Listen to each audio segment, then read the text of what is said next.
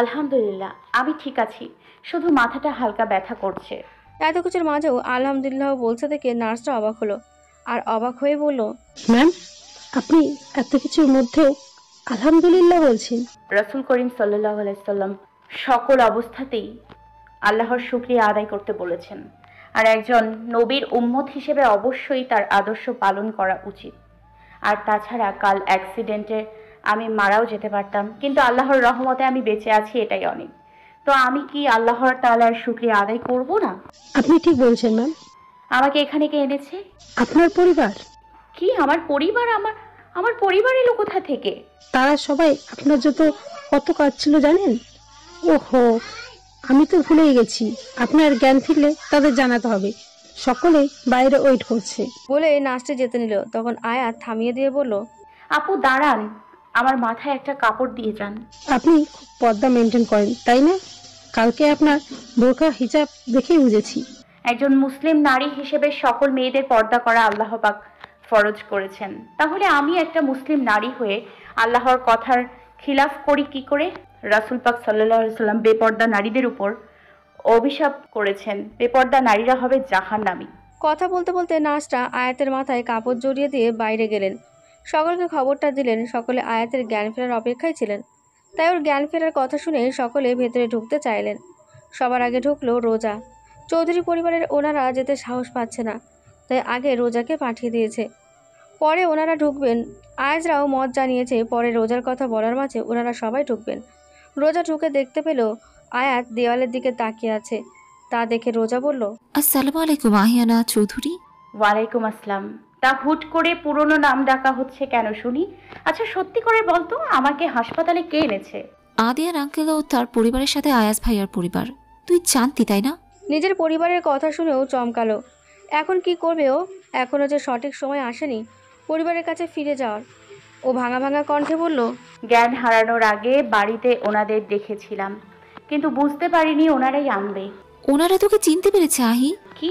একটু উত্তেজিত হওয়ায় ওর মাথাটা ব্যথা করতে শুরু করলো। ও তাই ওর মাথাটা ধরল। তা দেখে রোজা বলল, প্লিজ হাইপার হোস না। দেখ, এটা একদিন একদিন তো হওয়ারই ছিল, তাই এখন তখন হয়েছে, তুই এইসব মেনে নে প্লিজ। এখনো সঠিক সময় আসেনি রোজ। তখন পেছন থেকে আওয়াজ আসলো। কিসের সঠিক সময় আসেনি আহি? আয়াত নিজের ভাইকে দেখে চমকে গেল, তবুও নিজেকে সামলিয়ে বলল, আপনি কে? এই কথা শুনে আশিয়ানের কলিজায় মোচড় দিয়ে উঠল। তবুও বলল, প্লিজ বনু, মজা করিস না। এতদিন তোকে না পেয়ে কি অবস্থা হয়েছিল আমাদের তুই জানিস না। ভাইয়া, আমি সত্যি আপনাকে চিনি না। তুই আমাকে চিনিস না, কিন্তু এদের তো চিনিস। তখনই সবাই ভেতরে ঢুকলো। আয়াতের এতদিন পর সামনে থেকে নিজের মা বাবাকে দেখে নিজেকে আর সামলাতে পারছে না। তবুও নিজেকে যত সম্ভব শান্ত রাখলো, কারণ এখন আবেগ দেখানোর সময় নয়। ও নিজেকে সামলিয়ে বলল, ওনারা কারা? আমি কাউকে চিনি না, তবে ইশরাত, অহনা আর মিস্টার আয়াজকে চিনি। ওনারা আমার ভার্সিটিতে পড়ে। মিথ্যা বলে লাভ নেই আহিয়ানা, রেজওয়ানা আমাদের সব বলেছে। এই কথা শুনে আয়াতের রেজওয়ান আহমেদের ওপরে খুব রাগ হলো। উনি কেন বলতে গেল? ও কিছু একটা বলে এখন কাটিয়ে নিতে পারত, কিন্তু এখন কি করবে ও? কিভাবে পরিস্থিতি সামাল দেবে? ও কঠোর স্বরে বলল, কে আহিয়ানা? আমি আহিয়ানা নি, আমি আয়াত, শুধু আয়াত। তুই এমন কেন করছিস আশি? তুই কেন বাড়ি থেকে চলে গেলি আর আজ আমাদের চিনতে অস্বীকার করছিস? আহিয়ানা চৌধুরী আজ থেকে প্রায় 9 বছর আগে মারা গেছে, আর এখন যাকে দেখছেন সে আয়াত, শুধুই আয়াত। এতক্ষণ আয়েশা চৌধুরী চুপ করে থাকলেও এখন এই কথা শুনে চুপ করে থাকতে পারলেন না। তিনি মেয়ের কাছে গিয়ে মেয়ের এক হাত ধরে বললেন, প্লিজ আহি, আমাকে মাফ করে দে। আমি সেদিন কিছু বুঝতে পারিনি। আমি তো সত্যিটা জানতামই না, তাই না? কি জানতেন আপনি? কি বুঝতে পারেননি আপনি? সেদিন কি যেন বলেছিলেন? আমাকে আপনার মেয়ে ভাবতে আপনার লজ্জা হচ্ছে, তাই না? আমার গায়ে হাত উঠিয়েছিলেন আপনি, আরো কত কিছু। তাহলে আজ কেন আমাকে চাইছেন? আপনার ওই কথা বলার সাথে সাথে আহিয়ানা চৌধুরী মারা গেছে। আয়াতের কথার আগামাথা আয়েশা চৌধুরী, জুনায়েদ চৌধুরী আর মোনা চৌধুরী ছাড়া আর কেউ বুঝতে পারল না। কিন্তু সবাই এটা বুঝতে পারলো, এতদিন আহি বাড়ি থেকে চলে যাওয়ায় কারণটা আর কেউ না জানলেও আয়েশা চৌধুরী জানতেন। কিন্তু এতদিন উনি কিছুই বলেননি। তখন আদিয়ান চৌধুরী বললেন, আহি এইসব কি বলছে আয়শা? আমরা কেউ কিছুই বুঝতে পারছি না। কেন, কেউ কিছু আপনাকে বলেনি? আপনার আদরের বউ আয়েশা চৌধুরী, আদরের ভাই জুনায়েদ চৌধুরী আর মোনা চৌধুরী। এই কথা শুনে রুমে মনে হলো ছোটোখাটো বোমা ফুটলো। আয়াত কি বলছে কেউ বুঝতে পারছে না। তখন আয়াতের ফোনটা বেজে উঠল। ফোনটা এখনও আদিয়ান চৌধুরীর কাছেই রয়েছে। আয়াতের ফোনের রিংটং শুনে বুঝে ফেললো কেউ ওকে কল করেছে, আর এটাও বুঝতে পারলো কে হতে পারে। তাই আয়াত বলল, আমার ফোন বাজছে, দয়া করে আমার ফোনটা আমার কাছে দিন। আদিয়ান চৌধুরী ফোনটা আয়াতকে দিলেন। আয়াত ফোনের স্ক্রিনের নামটা দেখে মুচকে আসলো। তা দেখে সকলে অবাক হলো। আদিয়ান চৌধুরীর নামটা দেখেছিলেন, জান লেখা ছিল। উনিও অবাক হলো। আয়াত ফোনটা কানে নিতেই প্রথমে সালাম শুনতে পেল, তাই আয়াত সালামের জবাব দিল। আসসালামু আলাইকুম জান, তুমি কেমন আছো? ওয়ালাইকুম আসসালাম, আলহামদুলিল্লাহ আমি ভালো আছি, তুমি কেমন আছো? আমিও আলহামদুলিল্লাহ ভালো আছি। জান তুমি কবে আসবে? জান ভাইয়া কেমন আছে?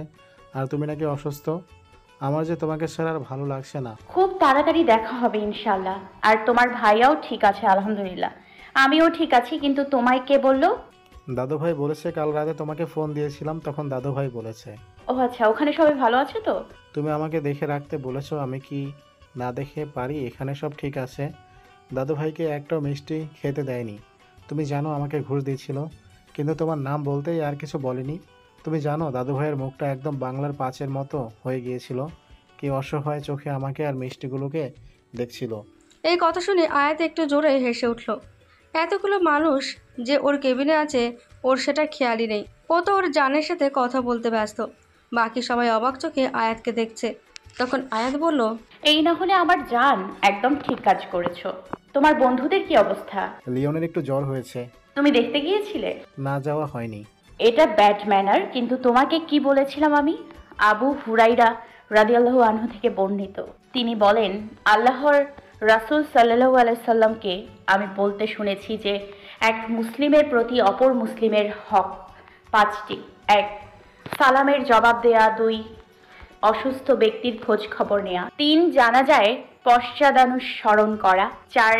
দাওয়াত কবুল করা। এবং 5. হাঁচি দাতাকে খুশি করা। এবার বুঝতে পেরেছো? জি বুঝতে পেরেছি। আমি আজই ওকে গিয়ে দেখে আসবো ইনশাল্লাহ। Good boy. এখন তোমার মিষ্টি বয়কে ফোনটা দাও তো। আসসালামু আলাইকুম। ওয়ালাইকুম সালাম। কেমন আছো তুমি? এখন সব ঠিক আছে, তুমি ঠিক আছো? আলহামদুলিল্লাহ ভালো আছি, শুধু মাথায় একটু চোট পেয়েছি, একটা হাত ভেঙে গেছে আর একটু পায়ে ব্যথাই যা। এত কিছুকে তুমি একটু বলছো? এর থেকেও বেশি কিছু কি জীবনে হয়নি? তুমি তো বলো সবসময় স্ট্রং থাকবে, আর স্ট্রং গার্লদের এটুকুতে কিছু হয় না। তাই তো শুনলাম তোমার পরিবার তোমাকে পেয়ে গেছে। পেয়েছে, কিন্তু তাদের কাছে যাওয়ার এখনো সঠিক সময় আসেনি। আমার মনে হয় এসে গেছে। আমাদের অপেক্ষার অবসান হতে চলেছে। ইনশাল্লাহ খুব তাড়াতাড়ি হবে। আচ্ছা তুমি বলো তো, সবসময় এমন কেন হয়? অনিশ্চিত জীবনের কোনো নিশ্চয়তা নেই, তবুও কেন জীবনের বাস্তবতা এত কঠিন? এই কথাটা বলতে বলতে আয়াতের চোখ দিয়ে 2 ফোঁটা পানি গড়িয়ে পড়ল। আয়াত নিজেকে সামলিয়ে বলল, সেসব কথা বাদ দাও তুমি, এখন তোমার মায়ের কাছে ফোনটা দাও তো।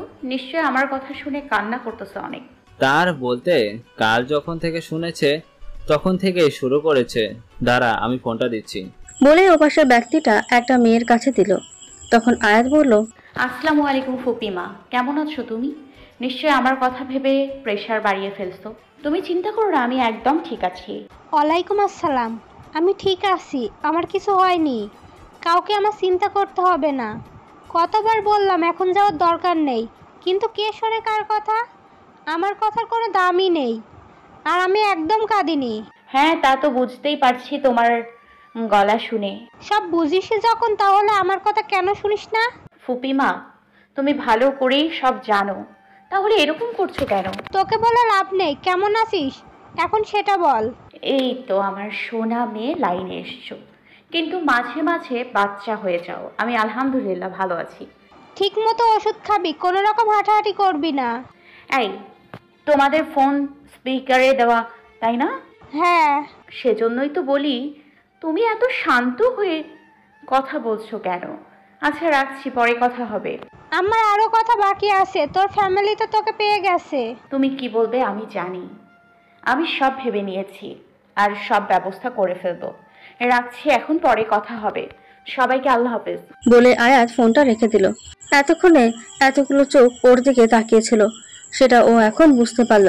যদিও ওপাশের কারো কথা ওরা শুনতে পায়নি। ও ফোন রাখতেই আশিয়ান চৌধুরী বলল, বনু তুই কাদের সাথে কথা বলছিলিস? সরি, কে আপনার বনু? হ্যাঁ, আর আমি আমার পরিবারের সাথে কথা বলছিলাম। রোজা তো বলল তুই একাই থাকিস। আমি একাই এখানে থাকি, আমার পরিবার এখানে থাকে না। ও আচ্ছা, এখন তুই বল তুই এমন কেন করছিস? সেসব কথা বাদ দিন, এখন আমাকে বলুন আমার ট্রিটমেন্ট কে করেছে। হুট করে এরকম কথায় সবাই ভেবাচাকা খেয়ে গেল। সব থেকে বেশি হলো ইরফান। তখন ইরফান বলল, আমি করেছি। আমি ডক্টর ইরফানের সাথে তার ফুফাতো ভাই। আপনাকে ডক্টর কে বানিয়েছে সেটা বলুন। কেন? আবার কেন বলছেন? একটা রোগীর রুমে এতজন লোককে কোন ডক্টর অ্যালাউ করে? তারপর যাদের দেখে পেশেন্ট হাইপার হয়ে যায় তাদের থেকে পেশেন্টকে দূরে রাখা হয়, অথচ আপনি একজন ডক্টর হয়ে এগুলো অ্যালাউ করছেন। ইরফান ভাবলো সত্যিই তাই। ওর ভাবনার মাঝেই আয়াত আবার বলল, সবাইকে আমার কেবিন থেকে বের করার ব্যবস্থা করুন, আর এখানের কাউকে যেন আমি আমার কেবিনে না দেখি। আমার মাথা ব্যথা করছে, আমি এখন ঘুমাবো। সবাই একথা শুনে অসহায় চোখে আয়াতের দিকে তাকালো, কিন্তু আয়াত সবকিছু উপেক্ষা করে দেওয়ালের দিকে তাকিয়ে আছে। সবাই এক এক করে বেরিয়ে গেল, কেউ কিছু বলতে চেয়েও বলল না। আয়াত শুধু দেখে গেল, কিন্তু কিছু বলতে পারল না। রোজা থাকতে চেয়েছিল, আয়াত ওকেও পাঠিয়ে দিল, কারণ ওকে এখন চিন্তা করতে হবে এখানে থেকে বেরোতে পারবে কি করে। এই কাজটা শুধু আরাবকে দিয়ে হবে। আয়াতের মনে হচ্ছে আরাব এসেছিল। সবাই বাইরে বেরিয়ে এলো ঠিকই, কিন্তু সবার মনে অনেকগুলো প্রশ্ন রয়েছে, এমনকি রোজার মনেও, কারণ ও আয়াতের ব্যাপারে একদম অল্প জানে, সেরকম কিছুই জানে না। তবে এখন সবাই আয়েশা চৌধুরীর দিকে তাকিয়ে আছে। আদিয়ান চৌধুরী বললেন, আয়েশা, সেদিন কি হয়েছিল? আয়াত কিসের জন্য বাড়ি থেকে বেরিয়ে এসেছে তুমি জানতে, কিন্তু আমাদের বলনি কেন? আদি, তুমি বিশ্বাস করো আমি জেনে কিছু করিনি। আসলে তখন মাথা ঠিক ছিল না, অহনার জন্য চিন্তা হচ্ছিল, তাই না বুঝেই। আমি কোনো এক্সকিউজ চাই না, আমি জবাব চাই। আমি আয়েশা, সেদিন কি হয়েছিল বলো। উনি তো জোরেই চেঁচিয়ে বলল যে হাসপাতালে থাকা সবাই ওদের দিকে তাকালো। তখন একটা নার্স এসে বলল, স্যার, এখানে চিৎকার করবেন না, এটা হসপিটাল। বলে নার্সটি চলে গেল। তখন ইরফান বলল, সত্যি মামা, কি করছো তুমি? শান্ত হও। ইরফান, কি করে শান্ত হব? আজ 9 বছর ধরে আমার মেয়েটা বাড়ি ছাড়া। কোথায় কাদের সাথে কিভাবে ছিল আমি কিছুই জানি না, কিন্তু এই মহিলা সব জানতো, আমাদের কিছু বলেনি। আর জুনায়েদ, মোনা, ওরাও জানতো, ওরাও কিছু বলেনি। কিন্তু কেন? আমার উত্তর চাই, আমার মেয়েটা কেন বাড়ি ছেড়েছিল? তখন জুনায়েদ চৌধুরী বললেন, আমি বলছি। ফ্ল্যাশব্যাক। আয়াতের দাদুভাই আর ফুপি মারা যাওয়ার পর সবাই খুব ভেঙে পড়ে, আর কিছুটা আয়াতকেও দোষারোপ করতে থাকে, কারণ আয়াতই ও দাদুভাইকে বলেছিল ঘুরতে যাওয়ার জন্য। প্রথমে তিনি না করলেও আয়াতের জেদের কাছে হার মেনে যেতে রাজি হয়। তখন ওর ফুপু ফ্রি ছিল বলে তিনিও ওদের সাথে ঘুরতে বের হয় গাড়ি নিয়ে। আয়াতের ফুপি গাড়ি ড্রাইভ করছিল বলে ড্রাইভার সাথে যায়নি। ওরা 3 জন মিলে ঘুরতে গিয়েছিল, কিন্তু মাঝপথে আয়াতের ভোমেট হয়। ও উল্টোপাল্টা কিছু খেয়েছে বলে, তাই ও গাড়ি থামাতে বলে। ও গাড়ি থেকে নেমে একটু দূরে যায়, তখন একটা ট্রাক এসে ওদের গাড়িটাকে ধাক্কা মারে। তার জন্য আয়াত সে যাত্রায় বেঁচে যায়। ট্রাকের ধাক্কা লেগে ওদের গাড়িটা উল্টে যায়। আয়াতের দাদুভাই আর ফুপি খুব বাজেভাবে আহত হয়। তাদের হাসপাতালে নেওয়া হলে লাইফ সাপোর্টে রাখা হয়। কয়েকদিনের মধ্যে তারা সুস্থ হতে থাকে, কিন্তু হাসপাতালে আগুন লাগলে তারা দুজন সেখানে মারা যায় বলে সবাই জানে। তাই তাদের মৃত্যুর জন্য আয়াতকেই সবাই দায়ী করে, কারণ আয়াত যদি ঘুরতে যাওয়ার জন্য জেদ না করতো তাহলে অ্যাক্সিডেন্ট হতো না, ওনাদের হাসপাতালে ভর্তি হতো না, আর না আগুন লেগে তাদের মধ্যে হতো। ওনারা মারা যাওয়ার পর কেউ আয়াতের সাথে তেমন একটা কথা বলতো না। আয়াত খুব একা হয়ে পড়েছিল। আয়াতের দাদুভাই আর ফুপির মৃত্যুর পর সব কেমন নির্জীব হয়ে পড়েছিল। তাই জুনায়েদ চৌধুরী আর রেদওয়ান চৌধুরী মিলে প্ল্যান করে কোথাও ঘুরতে যাওয়ার জন্য, যাতে পরিবারের সবাই সেই শোক থেকে বের হয়ে আসতে পারে। তাই সবাই মিলে প্ল্যান করে কোথাও ঘুরতে যাবে। সেই প্ল্যান অনুসারে সবাইকে নিয়ে ঘুরতে যায়, শুধু আখি চৌধুরী বাদে, কারণ তিনি 9 মাসে প্রেগনেন্ট, তাই তিনি বাড়িতে থেকে যান। ওরা কাজের লোকদের দেখাশোনার জন্য রেখে যায়। ওনারা আখি চৌধুরীকে রেখে যেতে চাননি, কিন্তু আখি চৌধুরী জোর করে ওনাদের পাঠায়। এমনিতে বাড়ির অবস্থা বেশি ভালো না, তাই তিনি জোর করে সবাইকে পাঠায়। সারাদিন সবাই অনেকটা মজা করে ওরা একটা মাঠে বসে পড়ে। বড়রা সবাই মিলে নিজেদের মধ্যে গল্প করতে থাকে। অহনা আর আয়াত ওখান থেকে চলে আসে, কিন্তু অহনা কথা বলতে বলতে রাস্তায় এসে পড়ে। অহনা রাস্তায় ছিল, আয়াত ওর একটু পেছনে ছিল। তখন একটা গাড়ি অহনার দিকে এগিয়ে আসে। আয়াতটা দেখতে পেয়ে অহনা বলে চিৎকার দিয়ে অহনার হাত ধরে টান দেয়, কিন্তু দুর্ভাগ্য ওকে টান দেয়। না দেখে পাশে একটা ল্যাম্পপোস্ট ছিল। অহনা সেই ল্যাম্পপোস্টে বাড়ি খেয়ে মাথায় ব্যথা পায় আর ওখানেই অজ্ঞান হয়ে মাথা থেকে একটু রক্তও বের হয়। আয়াতের ডাক শুনে সবাই সেদিকে তাকায়, কিন্তু তারা কেউ গাড়িটাকে দেখতে পায় না। সবাই দেখতে পায় আয়াত অহনাকে হাত ধরে টান দিয়ে ল্যাম্পপোস্টে ধাক্কা মেরেছে। সবাই এটা দেখতে পেয়ে আয়াতকে ভুল বোঝে। সবাই ভাবে আয়াত ইচ্ছে করে অহনাকে আঘাত করেছে। কেউ সত্যিটা জানতেই পারেনি। তখন অহনাকে ওই অবস্থায় থেকে সবাই ওদের দিকে এগিয়ে আসে। ততক্ষণে আয়াত গিয়ে অহনার মাথা ওর করে নিয়ে ওকে ডাকতে থাকে। এই অহনা, ওঠ, চোখ খোল, দেখ তোর আহি আপু তোকে ডাকছে।